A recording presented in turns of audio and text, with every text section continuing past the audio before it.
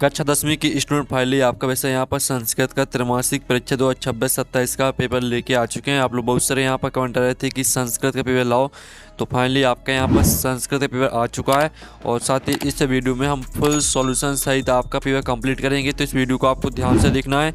और साथ ही आपको बता दें कक्षा 10वीं के आपको यहाँ पर सभी विषय के त्रैमासिक परीक्षा के पेपर मिल जाएंगे। हमारे चैनल पर हमने सभी विषय के डाल दिए हैं, तो आप हमारे चैनल पर जाकर देख सकते हैं। इस वीडियो में हम आपका यहाँ पर संस्कृत विषय का पेपर कंप्लीट करेंगे, तो आप यहाँ पर देख लीजिए। समय आपका 3 घंटे रहेगा, पूर्णांक आपका 75 नंबर का रहने वाला है। साथ ही आप लोग वीडियो को यहाँ पर लाइक कर लीजिए, चैनल को सब्सक्राइब कर लीजिए और साथ ही इस वीडियो को अपने दोस्तों को शेयर कर दीजिए, जिससे वो भी यहाँ पर संस्कृत के पेपर में अच्छे अंक लेके आ सके। अब चलिए आपका पेपर हम यहाँ पर देख लेते हैं। तो आपका प्रश्न पहला आता है उचित विकल्प चित्वा लिखित, जो कि आपके 6 नंबर के रहेंगे। तो पहला आता फल शब्द से प्रथमा विभक्ति बहुवचनम रूपम अस्ति। तो आपको यहाँ फल शब्द का प्रथमा विभक्ति बहुवचन का रूप बताना है। तो आपका आता फलानी, ब आता फलम, सा आता फले और दा आता फलात। तो आपका इसका जो राइट आंसर रहेगा वो आपका फलानी हो जाएगा, आ राइट आंसर रहेगा। फिर आपका यहाँ पर दूसरा आता है बालक शब्द से पंचमी विभक्ति रूपम अस्ति। तो आपको बालक शब्द में पंचमी विभक्ति का रूप बताना है।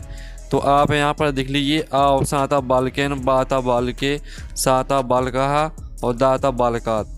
तो इसका जो राइट आंसर रहेगा वो आपका यहाँ पर बालकात हो जाएगा। ठीक है, तो आपको यहाँ पर अच्छे से याद करते जाना है। फिर आपके यहाँ पर तीसरा आता है, आप यहाँ पर देख लीजिए बालिका शब्द से चतुर्थी विभक्ति रूपम अस्ति। तो आपको बालिका शब्द का चतुर्थी विभक्ति का रूप बताना है।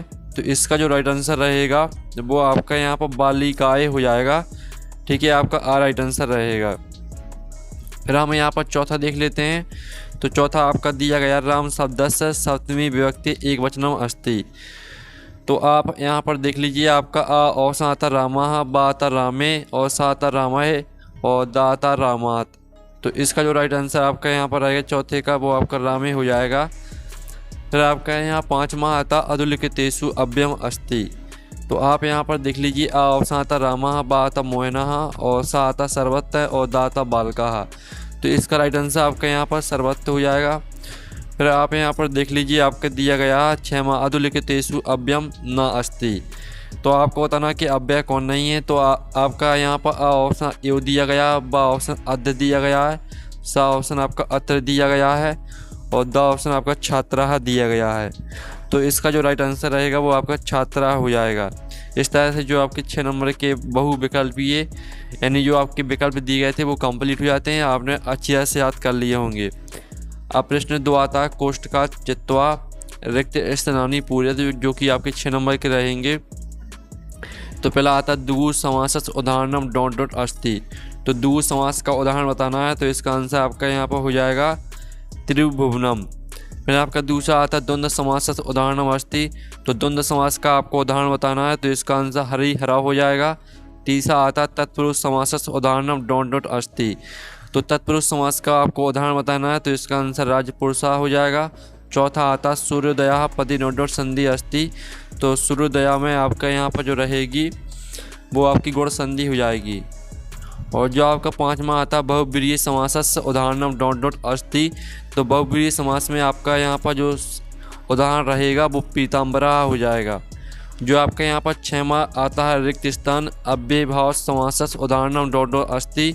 तो अव्ययभाव समास का जो उदाहरण रहेगा वो यथाशक्ति हो जाएगा। तो इस तरह से आपके रिक्त स्थान कंप्लीट हो जाते हैं। अब प्रश्न 3 आता है एक पदेन उत्तर लिखित। ठीक है, तो आपका यहाँ पर आता वृषभा कुत्र पपात। तो इसका आंसर रहेगा आपका क्षेत्रे। ठीक है, पहले का आंसर आपका क्षेत्रे हो जाएगा। फिर आपका दूसरा आता है कैन संबंधन वाल्मीकि लवकुशव गुरुहु। तो आपके यहाँ पर दूसरे का जो आंसर रहेगा वो आपका उप नयनोपदेशन हो जाएगा। ठीक है, आप यहाँ पर देख लीजिए उप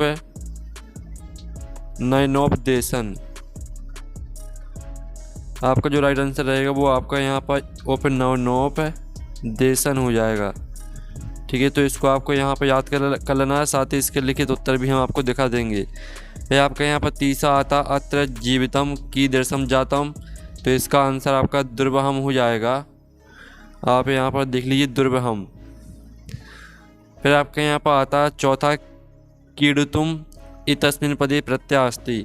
तो कीड़तुम में कौन सा प्रत्यय रहेगा, तो इसमें आपके यहाँ पर तुमुन प्रत्यय रहेगा। ठीक है, तुमुन आपका यहाँ पर राइट आंसर रहेगा। फिर आप यहाँ पर देख लीजिए पाँचवा पठित्वा एतस्मिन् पदे प्रत्यय अस्ति। तो पठित्वा में कौन सा प्रत्यय रहेगा, तो इसमें आपका कित्वा प्रत्यय हो जाएगा। फिर आपके यहाँ पर आता है छठवां टाप एतस्मिन् प्रत्यय उदाहरणम अस्ति। तो टाप में ठीक है, जो आपका यहाँ पर दिया गया टाप प्रत्यय का आपको उदाहरण बताना है, तो टाप प्रत्यय का उदाहरण आपका अजा हो जाएगा। ठीक है, इस तरह से आपके जो है एक पदन उत्तर वो कंप्लीट हो जाते हैं। अब प्रश्न 4 आता है जो कि आपकी सही जोड़ी आती हैं। का और खा स्तंभ में आपकी सही जोड़ी दी गई हैं। पहले आती भवती, तो भवती को आपको मैच कर देना है यहाँ पर भू धातु लट लकारा से। और दूसरी आती है आपकी गम धातु लट लकारा, तो इसको आपको गच्छति से मैच कर देना है। और जो आपकी तीसरी आती पटसी को आपको मैच कर देना है मध्यम पुरुषा से। और जो आपकी यहाँ पर घा दी गई है भविष्य काले, तो भविष्य काले को आपको यहाँ पर लट लकारा से मैच कर देना है। और जो एड़ा आती है अनुगच्छति, तो इसमें आपका अनु से मैच कर देना है। और जो आपकी चा आती प्राचार्य, तो प्राचार्य को आपको प्रा से मैच कर देना है। इस तरह से आपकी सही जोड़ी भी कंप्लीट हो जाती हैं। अब प्रश्न 5 आता है जिसमें आपके यहाँ पर शुद्ध वाक्यम समक्षम आ और अशुद्ध वाक्यम समक्षम न इति लिखित। तो आपके आम ना आते हैं, तो आप यहाँ पर देख लीजिए पहला आम्रम पदस्य पर्याम पदम रसालम अस्ति, तो पहला आपका आम हो जाएगा। ठीक है, दूसरा आता शरीरम पदस्य पर्या पदम तनु नास्ति, तो दूसरा आपका ना रहेगा। और जो तीसरा आपका यहाँ पर आता संपत्तौ पदस्य विलोम पदम विपत्तौ अस्ति, तो तीसरा आपका यहाँ पर आम हो जाएगा। और जो चौथा आता मूर्खः पदस्य विलोम पदम पंडितः नास्ति, तो जो चौथा रहेगा वो आपका ना रहेगा। ठीक है, चौथा आपका ना हो जाएगा। पाँचवा आता अति दीर्घ प्रवासा इत्यत्र प्रवासा विशेष पदम अस्ति, तो पाँचवा आपका आम रहेगा। और जो छठवां आता दुर्बलम वृषभम इत्यत्र वृषभम, ठीक है, विशेष पदम अस्ति, तो ये आपका आम हो जाएगा। ठीक है, तो इस तरह से आपके आम ना हो जाते हैं। पहला आपका आम रहेगा, दूसरा ना रहेगा, तीसरा आम रहेगा, चौथा आपका ना रहेगा, पाँचवा आम और छठवां आम रहेगा। ठीक है, इस तरह से आपके आम ना हो जाते हैं। अब चलिए आपके प्रश्न हम देख लेते हैं, जो कि आप यहाँ पर देख लीजिए प्रश्न 6 से लेकर 10 तक आपके 2 नंबर के प्रश्न रहेंगे, जो कि आपके यहाँ पर 10 नंबर के हो जाएंगे। तो आप यहाँ पर देख लीजिए आपका प्रश्न 6 आता कस्मात कारणात महान। ठीक है, आप यहाँ पर देख लीजिए महानगरेषु संसरणम कठिनम वर्धते, अथवा आता कवि कुत्र संचरणम कर्तुम इच्छति। फिर आपके यहाँ पर 7वां आता रामा लवकुशव कुत्र उपवेशितुम कथयति, अथवा आता कुशलवाह वंशस्य कर्ता कहा। फिर आपके यहाँ पर 8वां क्वेश्चन आता जननी कीदृशी भवती, अथवा आता मातु का। ठीक है, आप यहाँ पर देख लीजिए आपका जो दिया गया मातु अधिका कृपा कस्मिन भवती। सभी के उत्तर हम आपको बताएंगे, पहले आप प्रश्न ध्यान से देख लीजिए फिर हम उत्तर देखेंगे। 9वां आता लोके महतो भयात कहा मुच्यते, अथवा आता बुद्धिमती केन उपेतया पितुगृहम प्रीति चलिता। फिर आपका यहाँ पर 10वां आता है नराणाम प्रथमा शत्रु कहा, फिर अथवा आता के सह बंधु नास्ति। ठीक है, अब आपका 11वां प्रश्न देख लेते हैं। 11वां प्रश्न में आपके यहाँ पर दिए गए हैं अधोलिखितानि वाक्यानि कहा कम प्रीति कथयति, किसने किससे कहा है, कोई 2 करने हैं। ठीक है, आपके यहाँ पर 3 दिए गए हैं। फिर आपके यहाँ प्रश्न 12 आता है जिसको आपको प्रश्न निर्माण में परिवर्तित करना है। ठीक है, यानी आपको प्रश्न में बदलना है। ये आपके उत्तर दिए गए हैं तो इनको आपको प्रश्न में बदलना है। फिर आपका प्रश्न 13 आता है। प्रश्न 13 में आपको एक श्लोक लिखना है। ठीक है, और साथ ही आपको जो प्रश्न 14 दिया गया है तो इसमें आपको क्या करना है, वाच्य परिवर्तन करना है। पहले वाले को आपको कर्मवाच्य में परिवर्तित करना है, दूसरे वाले को आपको कर्मवाच्य में परिवर्तित करना है और तीसरे वाले को कर्तवाच्य में परिवर्तित करना है। फिर आपका जो 15वां प्रश्न दिया गया है तो इसमें आपको क्या करना है, ये आपके अशुद्ध वाक्य दिए गए हैं। श्री गणेशाम नमः अयम विद्यालयम गच्छति, और तीसरा आता है वृक्षेण पत्राणि पतंती, तो इनको आपको शुद्ध करके लिखना है।